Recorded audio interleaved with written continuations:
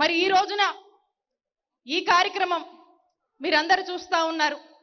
మన వైఎస్ఆర్ కాంగ్రెస్ పార్టీ రాష్ట్ర వ్యాప్తంగా కూడా మన గౌరవ ముఖ్యమంత్రి వర్యులు శ్రీ వైఎస్ జగన్మోహన్ రెడ్డి గారు అధికారంలోకి వచ్చాక సామాజిక న్యాయం ఏ విధంగా చేశారు అని చెప్పేటువంటి అంశంగా మరి రాష్ట్ర వ్యాప్తంగా కూడా చెప్తూ చేసిందే చెప్తూ మరి జరిగినవన్నీ కూడా మాట్లాడుకుంటూ మరి ముందుకు వెళ్తున్నటువంటి మరి ఈ యాత్రే ఈ సామాజిక సాధికార యాత్ర. గజం కేవలం 23,000 రూపాయలతో 165 గజాల భూమి కేవలం 38 లక్షలు మాత్రమే.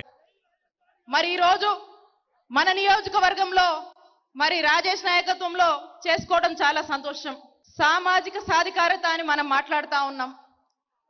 సామాజిక సాధికారత గురించి మనం ముఖ్యంగా మాట్లాడాలంటే మన చిలకలూరుపేట నుంచే మన ముఖ్యమంత్రి గారు నిరూపించారు అని చెప్పొచ్చు. మన చిలకలూరుపేట నియోజకవర్గంలో మరి ఒక బీసీ మహిళని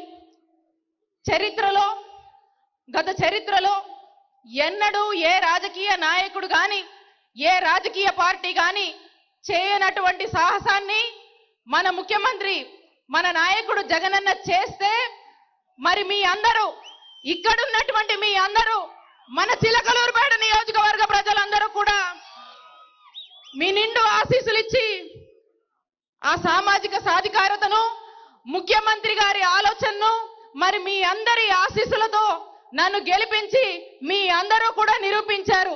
ఈ సందర్భంగా ఈ వేదికగా మన గౌరవ ముఖ్యమంత్రి వర్యులు శ్రీ వైఎస్ జగన్మోహన్ రెడ్డి గారికి నా హృదయపూర్వక కృతజ్ఞతలు తెలియజేసుకుంటున్నాను. ఈ సందర్భంగా ఈ వేదికగా ఇక్కడున్నటువంటి నా చిలకలూరుపేట నియోజకవర్గ ప్రజలందరికీ కూడా నేను ఎల్లకాలము మీ మేలు మర్చిపోను, మీ అందరికీ రుణపడి ఉంటానని ఈ సందర్భంగా తెలియజేసుకుంటున్నాను. ఇదే వేదికగా పెద్దలు సాయిరెడ్డి గారు ఉన్నారు, మన నియోజకవర్గానికి ఈరోజు వచ్చారు. మరి మేము రాజకీయ అరంగేటనం చేస్తున్నప్పుడు మా వెన్ను తట్టి ప్రోత్సహించి మాకు అండగా నిలబడ్డటువంటి విజయసాయి రెడ్డి గారికి చిలకలూరుపేట నియోజకవర్గ ప్రజలందరి తరఫున నా తరఫున ప్రత్యేక కృతజ్ఞతలు తెలియజేసుకుంటున్నాను. అలాగే మన నియోజకవర్గంలో ఇప్పుడు మనం మాట్లాడుకుంది మంత్రి గారు అనుకున్నది మీ అందరూ కూడా నిరూపించారు, ఒక బీసీ మహిళని గెలిపించి.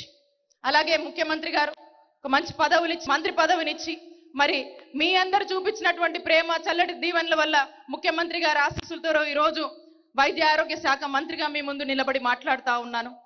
సామాజిక సాధికారత గురించి మనం మాట్లాడాల్సి వస్తే ఇదే మన చిలకలూరుపేట నియోజకవర్గంలో మన మున్సిపాలిటీలో ఎప్పుడూ కూడా చరిత్రలో మనం చూడలేదు.